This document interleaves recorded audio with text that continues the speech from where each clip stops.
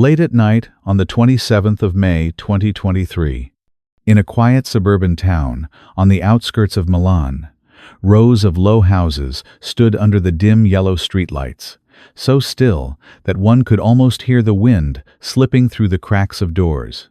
Inside a small apartment in Senago, 9-year-old Giulia Tramontano gently placed a hand on her 7-month pregnant belly. She exhaled slowly, exhausted after a long and difficult day. The warm glow from a desk lamp lit up her face, delicate and kind, yet shadowed with sadness. She had just returned from a meeting that was supposed to bring her peace, but instead, it left her heart tangled in confusion, an uneasy mix of disappointment, anxiety, and a faint premonition of danger. The apartment was so silent that even the ticking of the clock seemed deafening.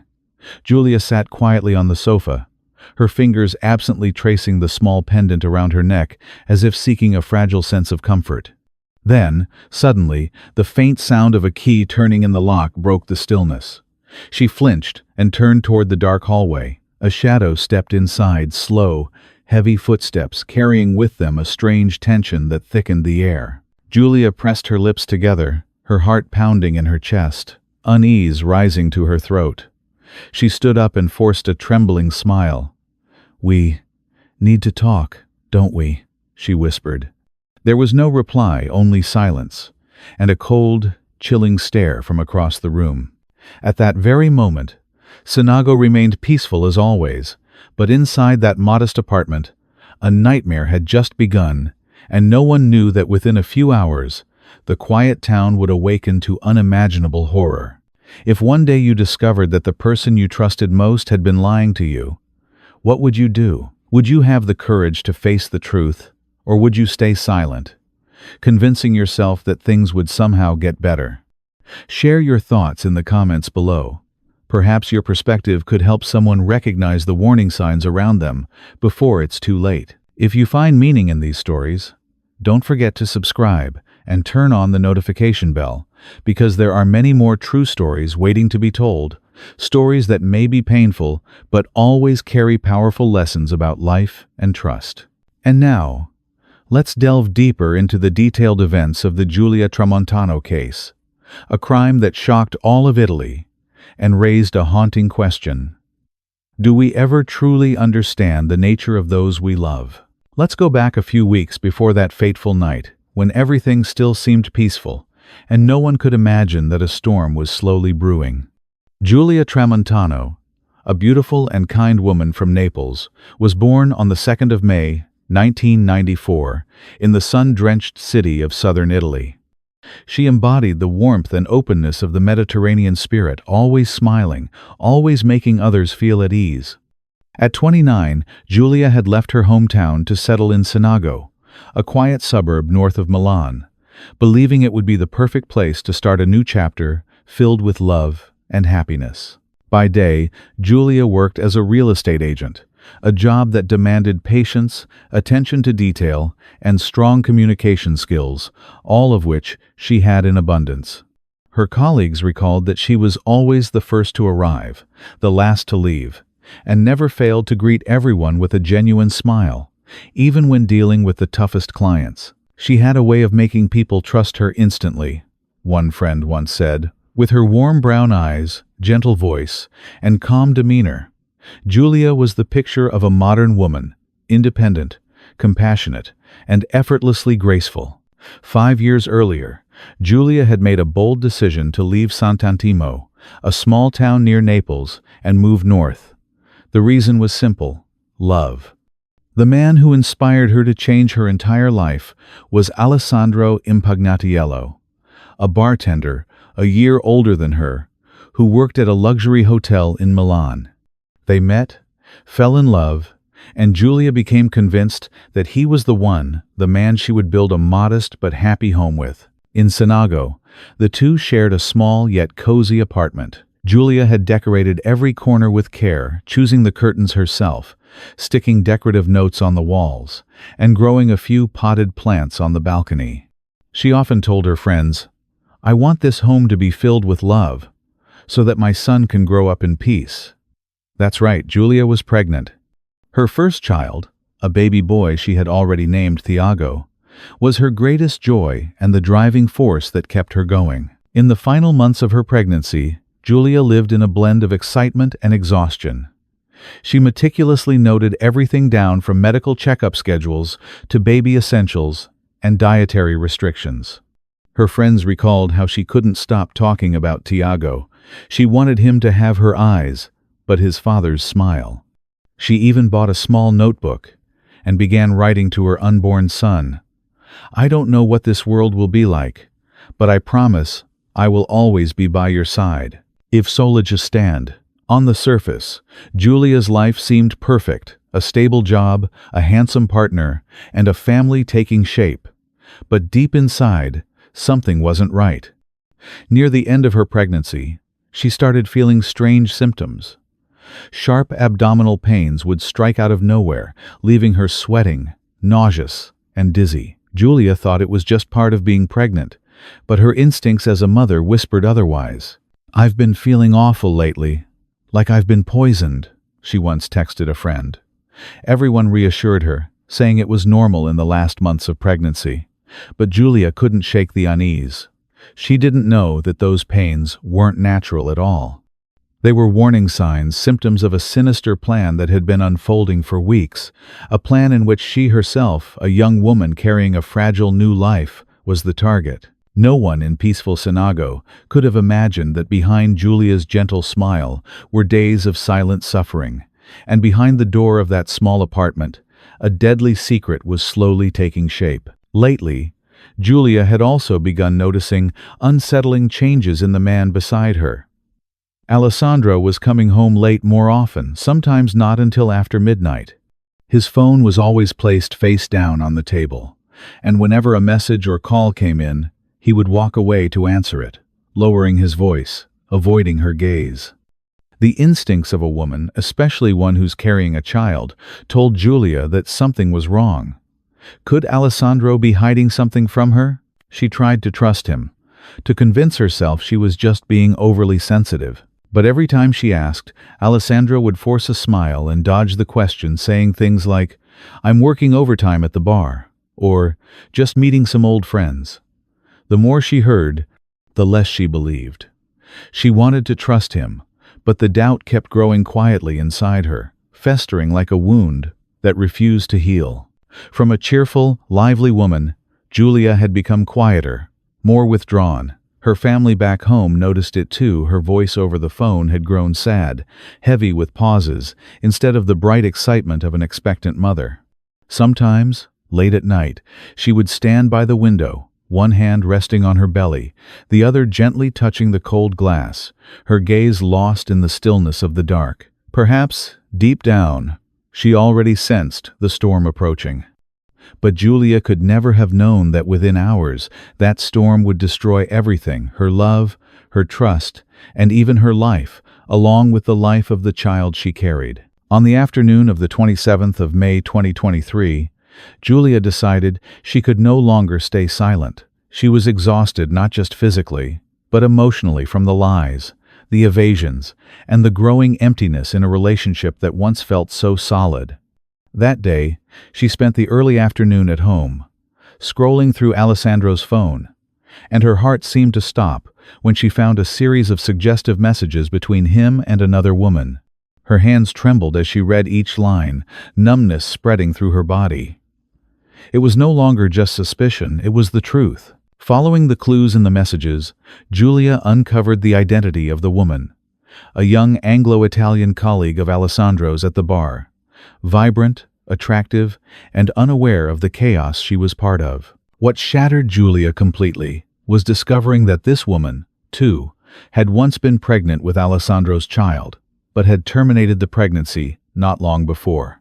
Giulia went cold. While she had been joyfully preparing to welcome her son, the man she loved was leading a double life, deceiving and betraying her without remorse. The pain, humiliation, and anger hit her like a wave, stealing her breath. Yet even in that moment of shock, she managed to remain composed. She knew she needed to face the truth, and that night she would. Around 5 p.m., Giulia arranged to meet the other woman at a small cafe in central Milan. Two women, one 29, 7 months pregnant. The other 23, with tired eyes and a shaken expression, sat facing each other for the first time. There was no shouting, no jealousy-fueled confrontation as one might imagine, only a heavy silence between them, mingled with the bitter aroma of coffee and the fading glow of sunset beyond the window. It didn't take long for them to realize they shared the same pain.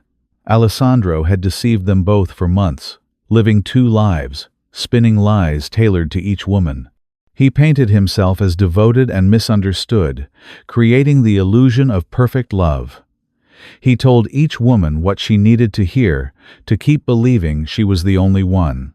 When the younger woman recounted how Alessandro had spoken ill of Giulia, calling her unstable, fragile, unable to control her emotions, Giulia felt her heart twist in disbelief. She was strong, calm, and self-sufficient, yet in the mouth of the man she trusted most, she had been reduced to an excuse for his betrayal. The younger woman's voice trembled as she confessed that she had once been pregnant with Alessandro's child, but had decided to end the pregnancy because she felt something was terribly wrong. She had suspected he was hiding another woman, and now, sitting face to face with Giulia, her suspicions had been confirmed. Giulia listened, tears welling in her eyes. She wasn't angry at the girl, in fact, she felt a deep sense of empathy. They were both victims of the same man, a man whose lies had destroyed two lives.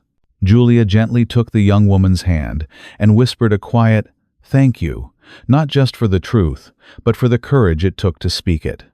In that fragile moment, the two strangers felt an unexpected connection, united by pain, by betrayal, and by the cruel realization that love, sometimes, is the very thing that blinds us most. As they prepared to part ways, the younger woman looked into Giulia's eyes and said softly, her voice trembling, "If anything happens tonight, please come stay with me, okay?" It was a warning born out of intuition, an uneasy feeling she couldn't explain. She feared Giulia might be in danger if she went home to confront Alessandro. Giulia nodded gratefully, but reassured her that everything would be fine. After all, they had been together for 5 years and were expecting their first child, surely, she thought. Alessandro wouldn't do anything reckless. Their conversation lasted over an hour. As the evening shadows fell over Milan, Giulia stood up, hugged the young woman tightly, and murmured, "I'll be okay, don't worry.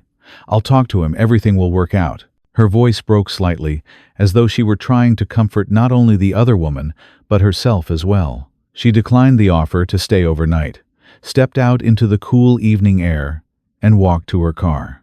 As she sat behind the wheel, Giulia placed her hand on her belly and stared into the distance.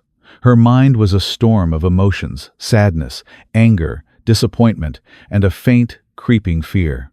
Just hours earlier, she had believed she had a home built on love. Now, she realized it had been built on lies. "I have to face him.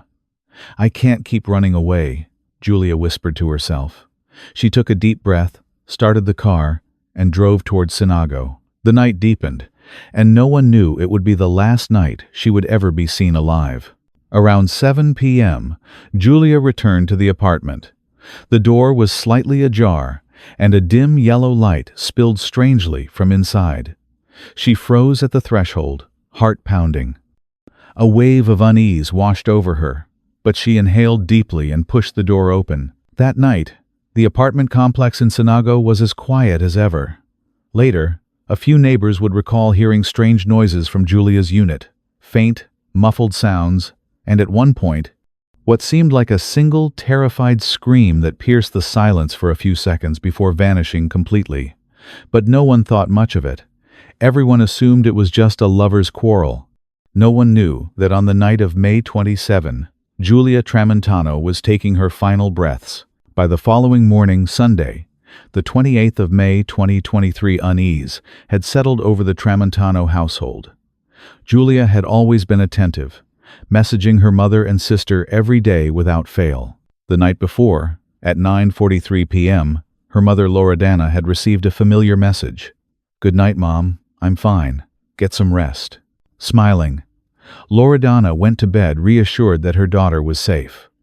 But the next morning, something felt wrong. She called Giulia repeatedly, but the phone went straight to voicemail. Texts went unanswered. A mother's intuition told her something was terribly off. "What's happening to my girl?" she whispered, panic rising in her chest. She quickly phoned Chiara, Giulia's older sister, asking her to check in. But Chiara couldn't reach her either. All morning, she tried call after call, only to be met with the same cold, endless ringing. She sent messages through every app she could, but there was no reply. By midday, her worry had turned into dread. "My sister is missing," Chiara finally said, her voice shaking. The two women began calling everyone they could think of, friends, co-workers, hospitals in the area, but no one had seen or heard from Giulia. It was as if she had vanished into thin air. At the very same time, in another part of Milan, the 3-year-old woman the young colleague Giulia had met the previous afternoon was lying awake, unable to rest. Ever since parting ways with Giulia, she hadn't been able to shake off the unease that had settled in her chest. Following her intuition, she sent a message late that night. "Are you okay? How did things go?" It wasn't until nearly midnight that she finally received a reply from Giulia's phone. The words made her blood run cold. "I lied to you. Leave me alone." The tone was harsh, cold, completely unlike Giulia's gentle nature. The young woman stared at the screen, her heart tightening. No, it can't be. Just hours earlier, they had hugged, cried, and promised to keep in touch. Giulia had seemed sad, but composed, never angry, never distant. The message didn't sound like her at all. The woman tried calling back, but the line was already dead. Fear gnawed at her. She couldn't sleep for the rest of the night, waiting anxiously for dawn, ready to call the police if Giulia still didn't respond. By noon on May 28, news of Giulia's disappearance had spread quickly between the two families. Her parents, frantic with worry, immediately took a train from Naples to Milan. Her sister Chiara, desperate for help, contacted the popular TV program Chi l'ha visto, a national show that assists in locating missing persons. That evening, an urgent bulletin aired. Giulia Tramontano, 29 years old, 7 months pregnant, has gone missing under mysterious circumstances from her home in Senago. On screen, Giulia's smiling photo appeared, her brown eyes shining with warmth and hope. Beneath it, a chilling caption read, "Missing under suspicious circumstances." No one said it aloud, but everyone watching felt the same dread. A pregnant woman doesn't simply vanish without reason. That night, the Carabinieri police in Milan officially opened a missing person case. The man who came forward to file the report was none other than Alessandro Impagnatiello, Giulia's boyfriend. He appeared nervous but cooperative, claiming that he had last seen Giulia that morning before leaving for work. According to him, she was still in her pajamas and had said she planned to stay home to rest. When he returned later that afternoon, she was gone. Alessandro suggested that Giulia might have been stressed and had decided to go somewhere to clear her mind. But from the very beginning, his story didn't add up. First, Giulia's phone had been switched off since the previous night. If she'd really been home the next morning, why hadn't she turned it back on? Second, she was 7 months pregnant. Would she really have left the house without taking any belongings or informing her family? And finally, why had Alessandro waited almost a full day before reporting her missing? The first pieces of the puzzle were starting to fall into place. A young pregnant woman had disappeared without a trace. Her partner's statements were full of contradictions, and an uncharacteristic late-night text had been sent from her phone. To investigators, these weren't coincidences. They were warning signs of something far darker. As the interrogation continued, detectives quickly noticed more inconsistencies. When asked where Giulia might have gone, Alessandro hesitated, then claimed she was probably staying with a friend. He even provided an address for officers to check. But when patrol units arrived, they were stunned to find that the address didn't exist at all. It was a blatant lie. His evasive behavior erased any remaining doubts. The police began to suspect that the man feigning concern might, in fact, know exactly what had happened to Giulia Tramontano. Late on the night of May 28, Alessandro was detained for further questioning. He appeared anxious, repeating that he was worried about Giulia, that she just needed some space. But his answers shifted constantly, riddled with contradictions and absurd details, the kind that only deepened the officers' growing conviction that they were sitting across from the man responsible for Giulia's disappearance. Meanwhile, Giulia's family was collapsing under the weight of dread and despair. Her sister, Chiara, told investigators with absolute certainty that Giulia would never just leave on her own. She was 7 months pregnant, eagerly preparing for the baby's arrival, and had just finished setting up the nursery. "There's no reason for her to disappear," said Loredana, Giulia's mother, through tears.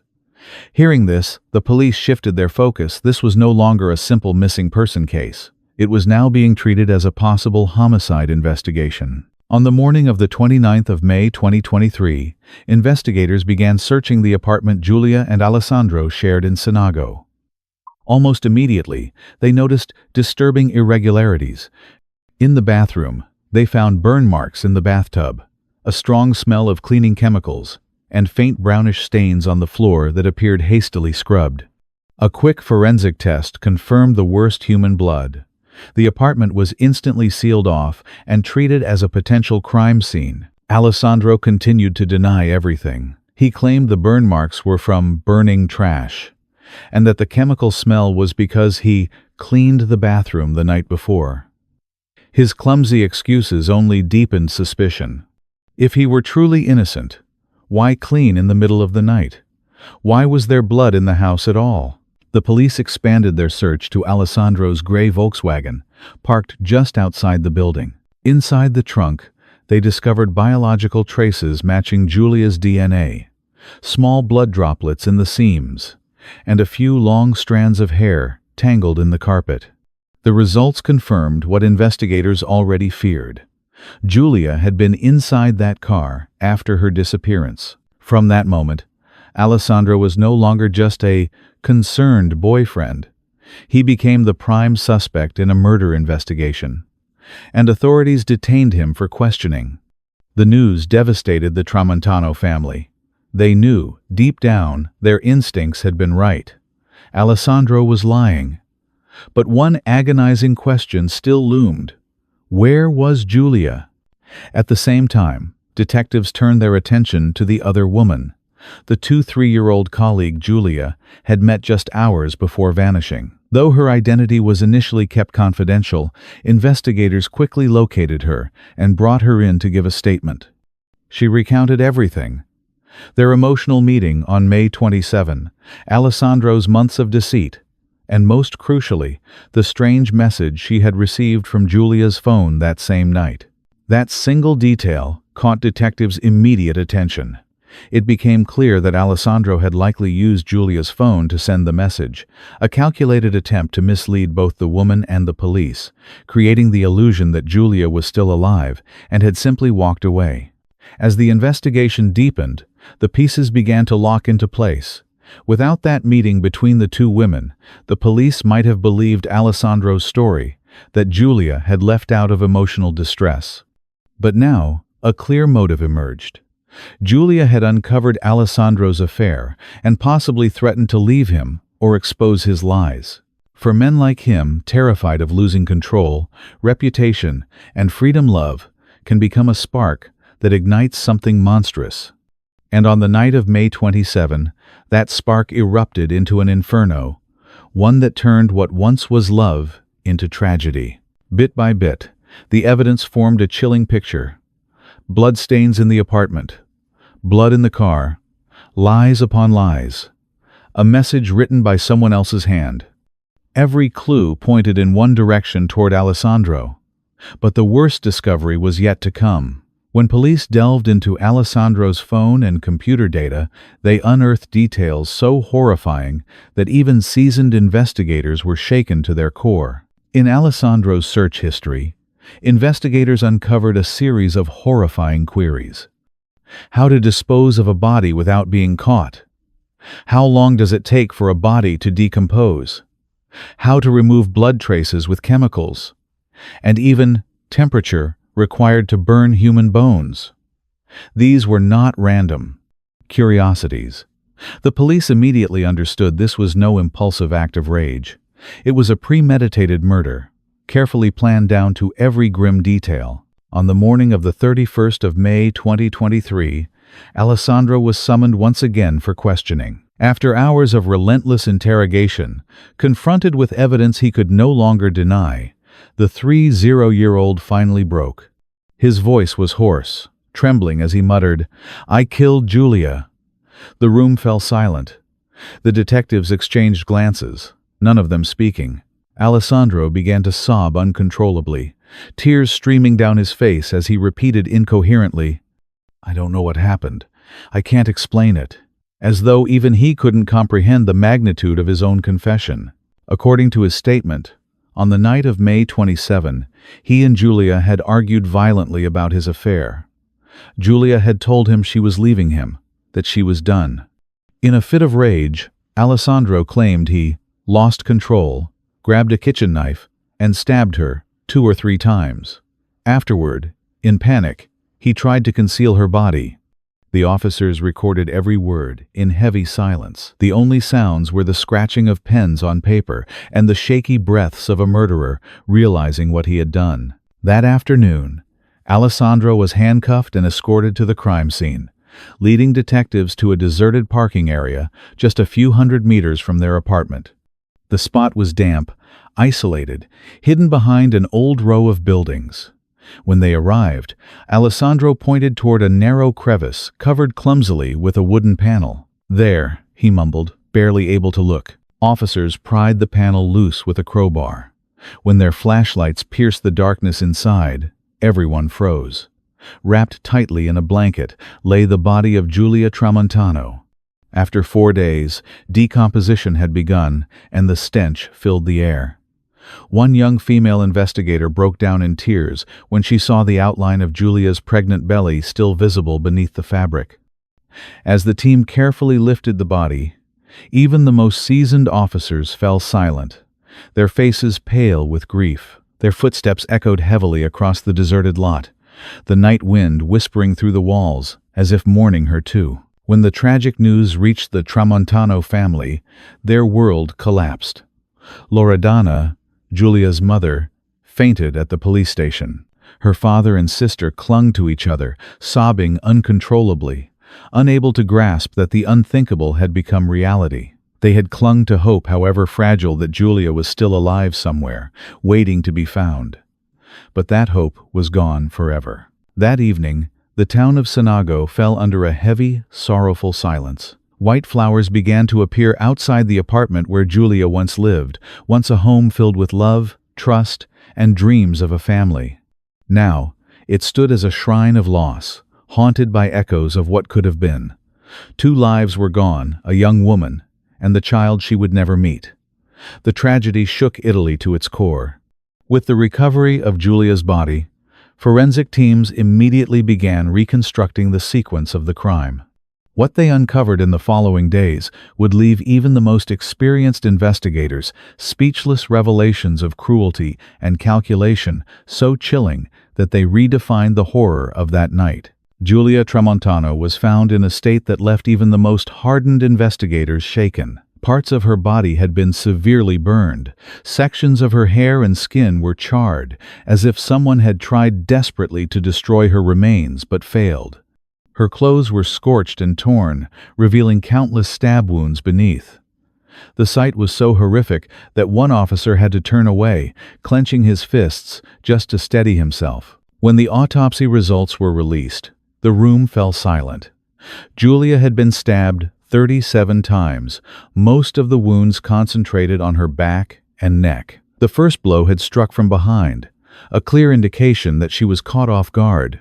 The forensic team confirmed that none of the wounds were immediately fatal. She had bled to death slowly. That meant this young woman, 7 months pregnant, had endured prolonged agony before her heart finally stopped. The brutality was undeniable. Investigators and forensic experts agreed. The killer had acted with premeditated cruelty, intent on making her suffer. But the most chilling revelation came from the toxicology report.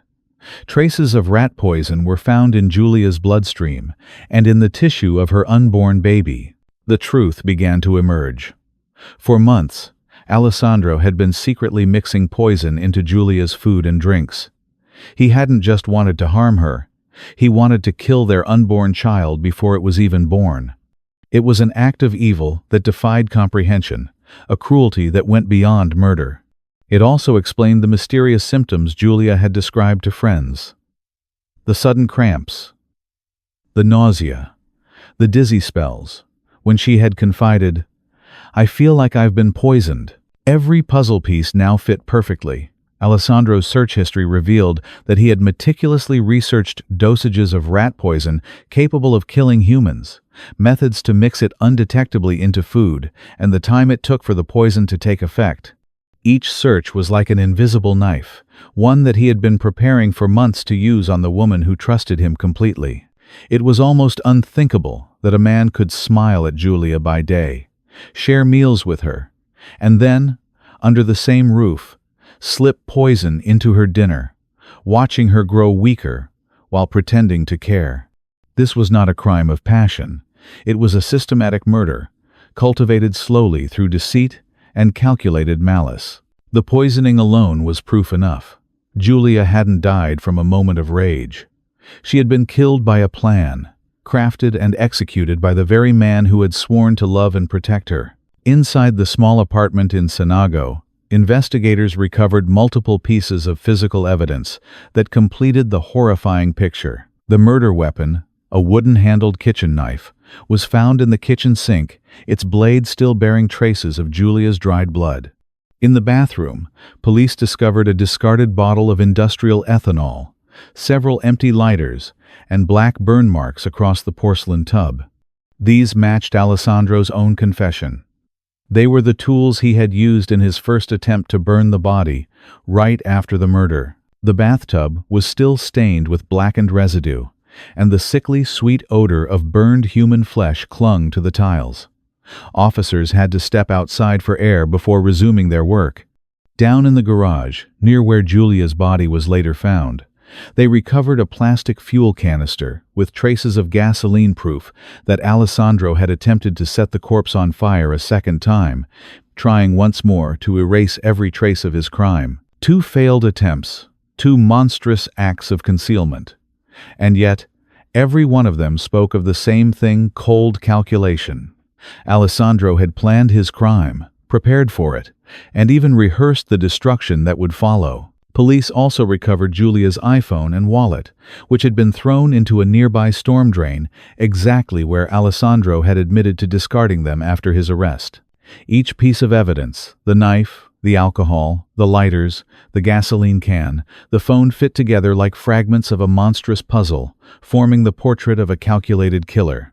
A man who had planned, poisoned, and finally slaughtered the woman carrying his child. From Alessandro's confession and the physical evidence gathered, the events of that night, the 27th of May 2023, began to unfold like a terrifying film played in reverse. That evening, Giulia had returned home from her meeting with the other woman. She had calmed herself and made a decision. She would confront Alessandro and end the lies once and for all. In the stillness of their apartment, she faced him, her voice trembling but resolute. "I know everything about the affair, about her." That sentence pierced straight through the fragile facade Alessandro had built, the illusion of control, respectability, and perfection. He snapped, he shouted, denied, then begged. Giulia cried, shouting back through tears that she couldn't take it anymore, that she would leave him and take their baby far away. Those words struck him like a blow. In that instant, Alessandro realized that everything he valued, his reputation, his job, the image of the model man he had cultivated, could collapse because of her. And then came the breaking point. In a fit of rage, Alessandro grabbed a kitchen knife. Giulia, desperate to escape, turned toward the door, unaware that it would be the last step she ever took. A cold flash of steel sliced through the air, striking her from behind. She screamed a sound that pierced the silence, and then faded as she stumbled forward, clutching her belly. Her heavy pregnancy made it impossible to run. She tried to crawl, but Alessandro lunged at her, forcing her to the floor, and began stabbing wildly, again and again, like a man possessed. Blood splattered across the walls and floor. Giulia raised a trembling hand, trying to shield her stomach, gasping through the pain. "Please, the baby." But Alessandro didn't stop. Each thrust grew more violent, more frenzied, as though he wanted to obliterate not only her body but everything that threatened to expose his lies. 37 stab wounds in total, each one driving deeper into the woman who had once trusted him with her life. When it was over, the apartment was filled with nothing but the sound of metal clattering to the floor, Alessandro's ragged breathing, and the sickening stench of blood spreading through the air. Giulia lay motionless on the cold tile, her eyes wide open, fixed on the ceiling, disbelief frozen on her face. The man she had loved for 5 years, the father of her unborn son, had become her executioner. A single tear rolled down her cheek before the world fell silent. In that small room, 2 souls departed together, a young woman and her unborn child, Tiago, who never got the chance to see the light of day. Outside, the quiet town of Senago remained peaceful and unaware that within one apartment, a tragedy had just ended, written in blood and fire. Alessandro stood over her, gasping for air, his whole body trembling from the aftermath of his frenzy. Under the dim yellow light, he stared at what he had done, at the grotesque scene before him. Blood dripped slowly from the knife still in his hand, pooling into dark stains on the tile. Before him lay Giulia Tramontano, his partner of 5 years, the woman who carried his child, now lifeless, her face pale and still. In that moment, there was no love, humanity, or remorse left in Alessandro. The woman before him was no longer a person in his eyes, just an obstacle, a mirror reflecting the rot beneath his lies. After several minutes of panic, he began to regain his composure and think about how to destroy the evidence. He dragged Giulia's body into the bathroom and placed her in the porcelain tub. A mad idea flashed through his mind: burn the corpse immediately. He ransacked the apartment and found a bottle of industrial ethanol and several butane lighters. Without hesitation, he doused Giulia's blood-soaked body with the alcohol and struck a match. With a whoosh, the flames leapt up and swallowed the motionless figure.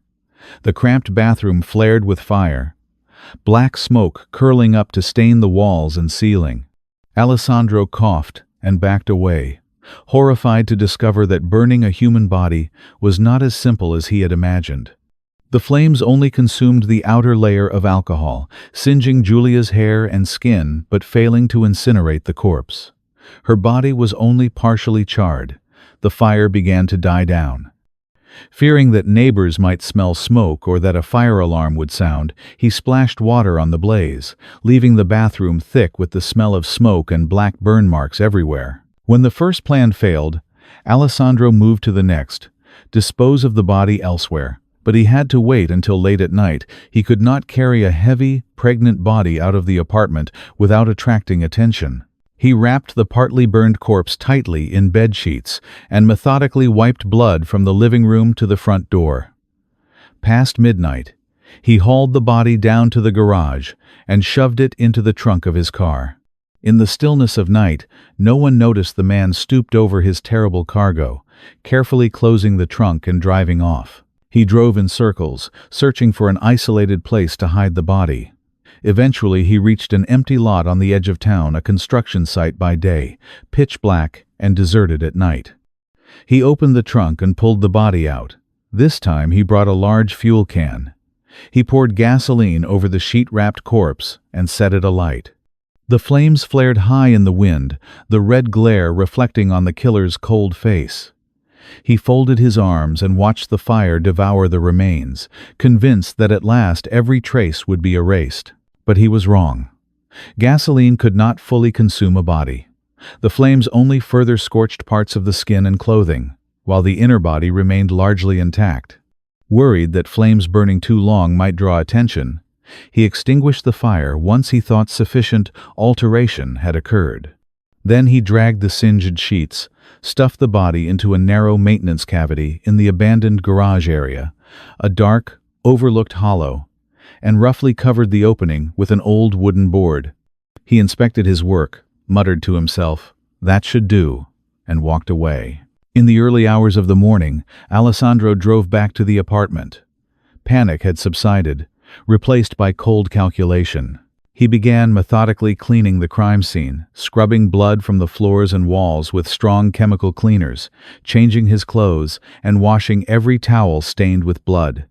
Then he gathered Giulia's phone, wallet, and identification, anything that could help police trace her, and carried them outside. Passing a storm drain near the building, he stopped, pried open the grate, and threw everything inside.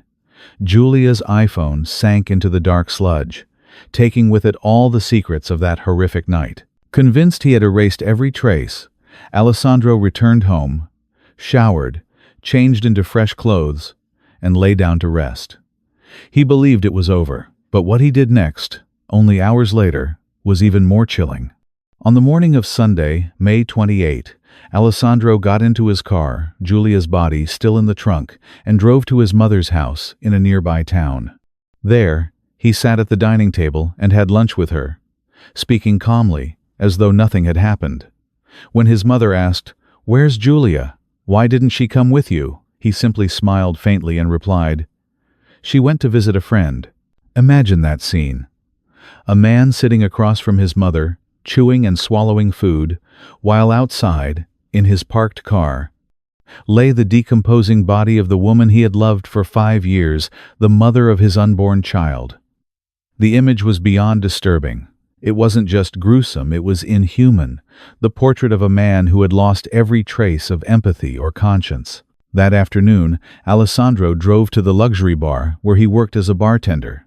He spent the day mixing cocktails, smiling, chatting with customers, acting perfectly normal, all while Giulia's lifeless body remained locked in the trunk of his car. Around 5 p.m., he calmly walked into the Senago police station and filed a missing person report, playing the role of the worried boyfriend. He believed his plan was foolproof. Giulia had vanished. All physical evidence was gone, and the fake text message sent from her phone would convince everyone she was still alive.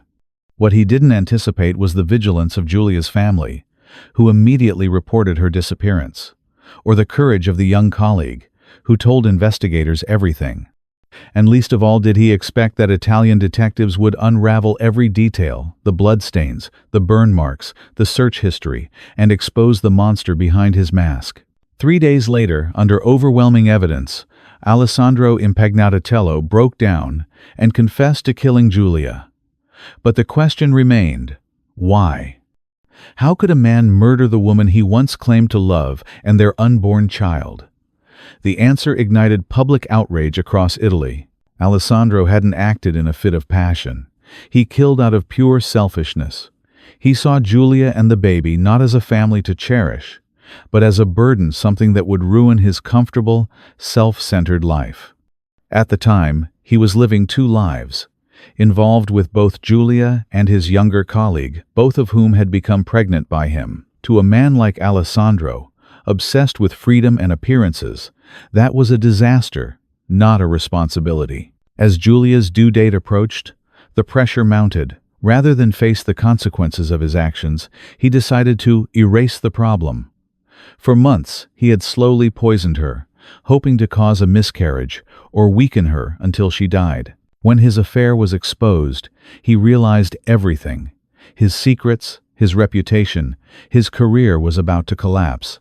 So he chose the only path he knew: silence her forever. This was not an impulsive act. It was a deliberate execution, planned with chilling precision. Throughout the ordeal, Alessandro lived a double life. To Giulia, he played the loving partner. Behind her back, he lied and manipulated, telling his mistress that Giulia was unstable and hysterical. After the murder, he kept up the act, sending fake texts from Giulia's phone, lying to his mother, and walking into a police station, pretending to be heartbroken. His composure revealed a psychological profile of a manipulator, calm, calculating, devoid of guilt, displaying traits of antisocial personality disorder.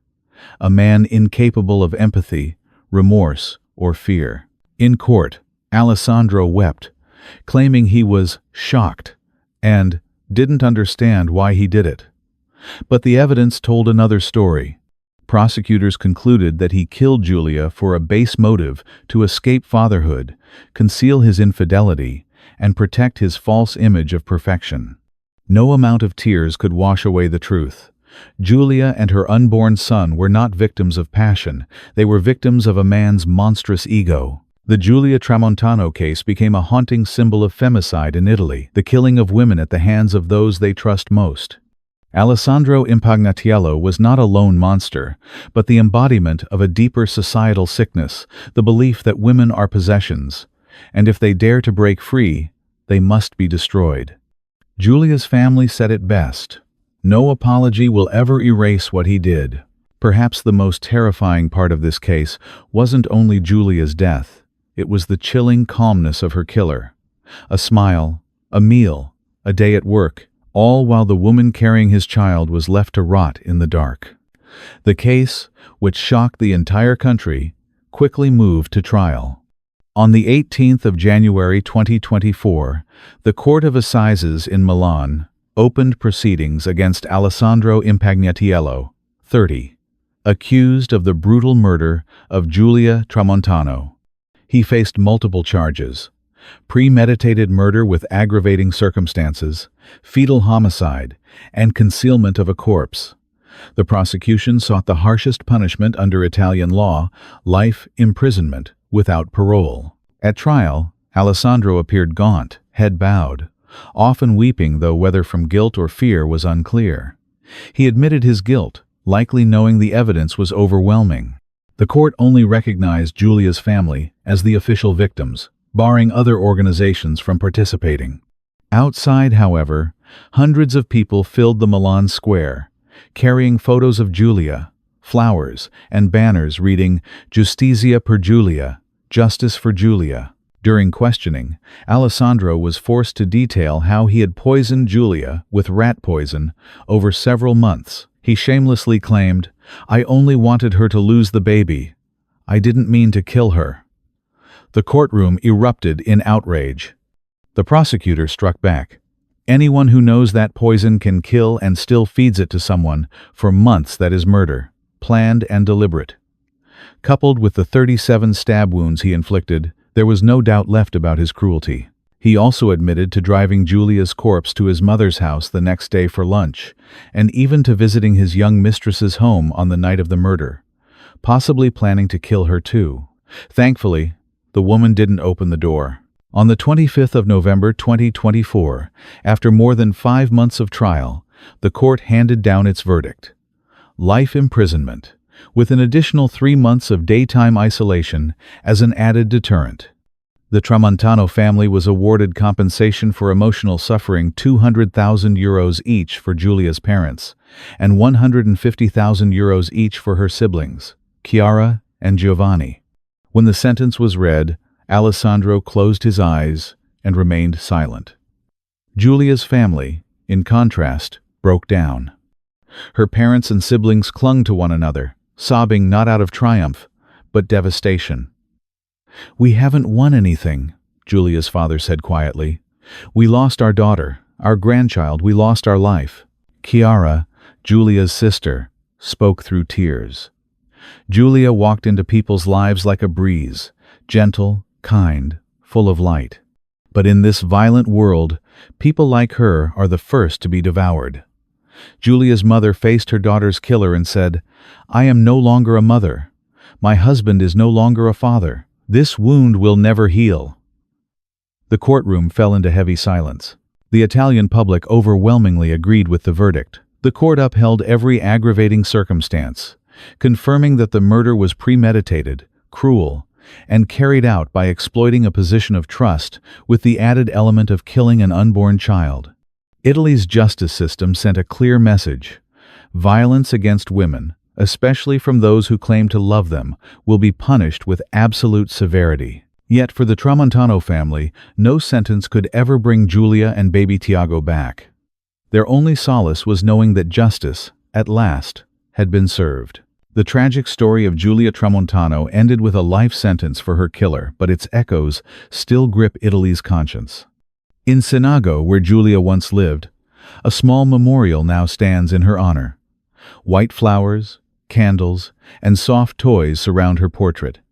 A gentle farewell to a kind soul who gave everything for love. The city of Milan posthumously awarded Giulia the Ambrogino d'Oro for her compassion and bravery. In her hometown of Sant'Antimo, a community center for victims of domestic abuse was named Giulia e Tiago, a living tribute to a mother and child whose names will forever remind Italy of both love and warning. Giulia's story rings out as a wake-up call, a plea to see, to listen, to speak up. Domestic violence and femicide are not distant tragedies. They unfold silently next door, often ignored until it's too late. We, friends, neighbors, colleagues, must pay attention, must intervene when we sense danger. Because indifference kills, and care can save lives. Now, Giulia and little Tiago have become angels in a gentler world. They are gone. But their light, the tenderness of a mother, and the innocence of an unborn child will continue to shine, guiding those still trapped in the darkness of violence and deceit.